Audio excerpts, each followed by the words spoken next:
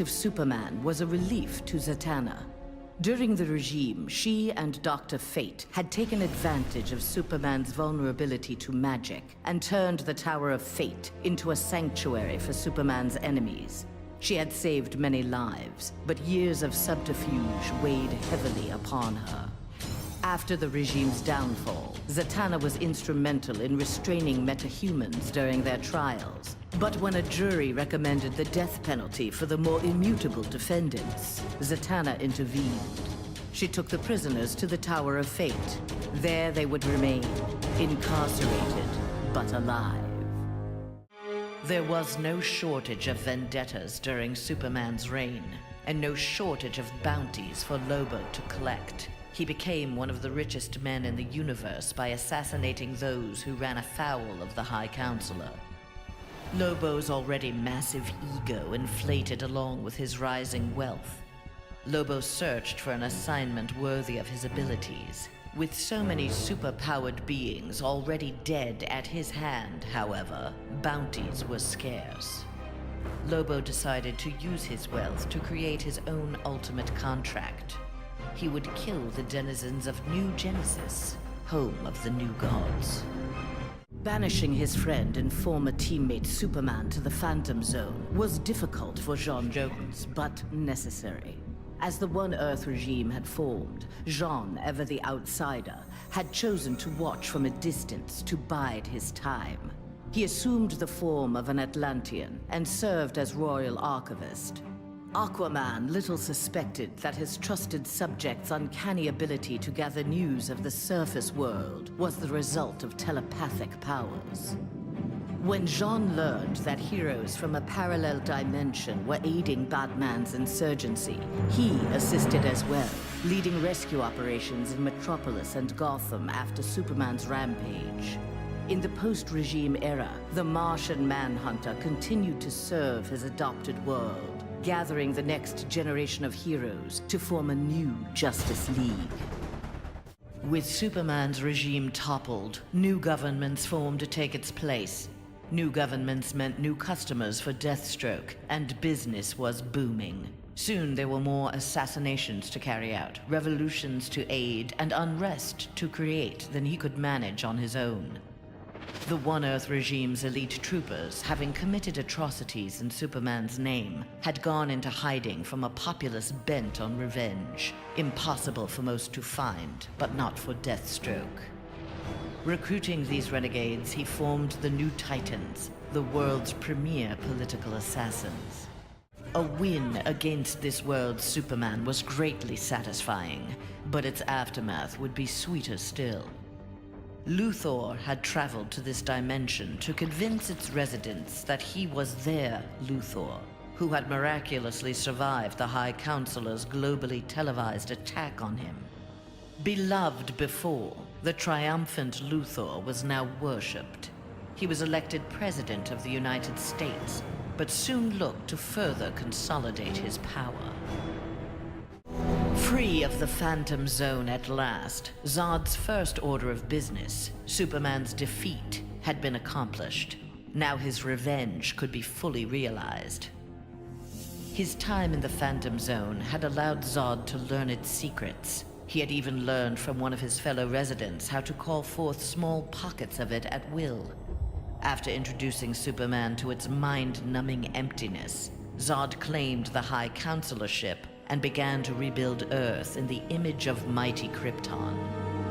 Superman's defeat did not work to Ares' advantage as he had planned.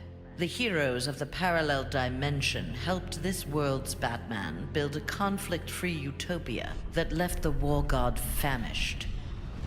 On the brink of death, Ares managed to imprison Brainiac 5. He forced Brainiac to create a time loop beginning with the other dimensional heroes' arrival and ending just before their victory. In this pocket of time, Ares flourished. Endless war was his to savor. Free of Superman's control, Doomsday eradicated the remaining metahumans. He then manipulated technology in the abandoned Fortress of Solitude to terraform the Earth. It soon resembled prehistoric Krypton, At last, it felt like home. After a few years of exterminating humanity at his leisure, however, Doomsday needed a challenge.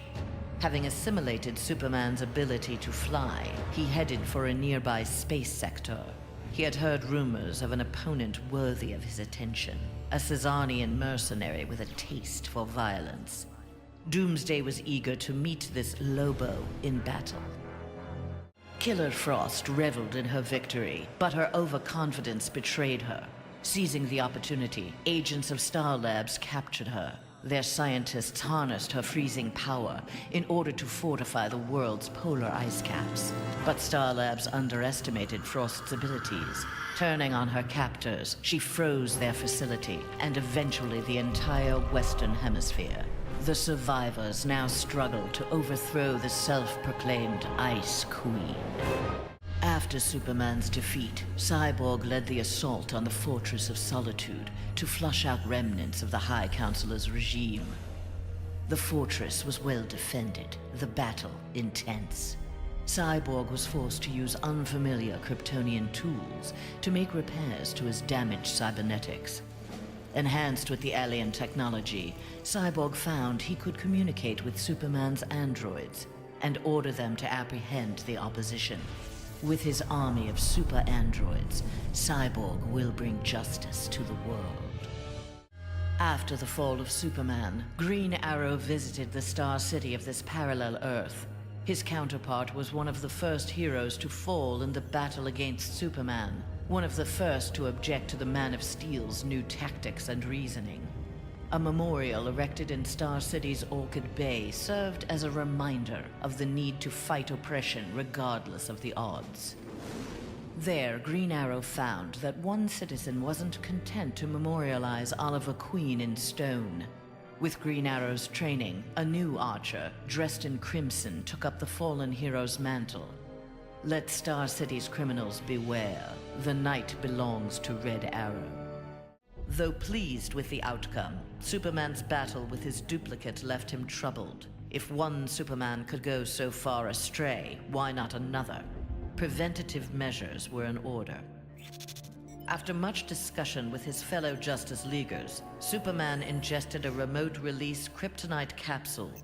At any sign of instability, the kryptonite would permeate his body, killing him.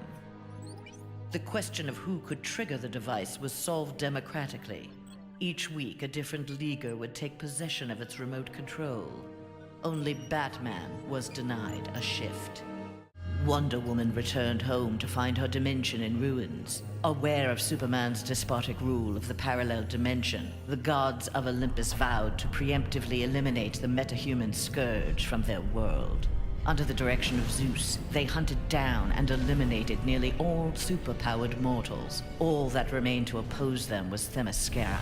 Wonder Woman and her Amazons fought back against the Olympians with unrelenting courage. Despite heavy losses, Wonder Woman's forces ultimately prevailed. They took reign as the new Olympians, ushering in an age of peace and prosperity. Winning the battle with Superman cost Raven dearly. The amount of demonic energy required overwhelmed her. After regaining consciousness, she looked around warily.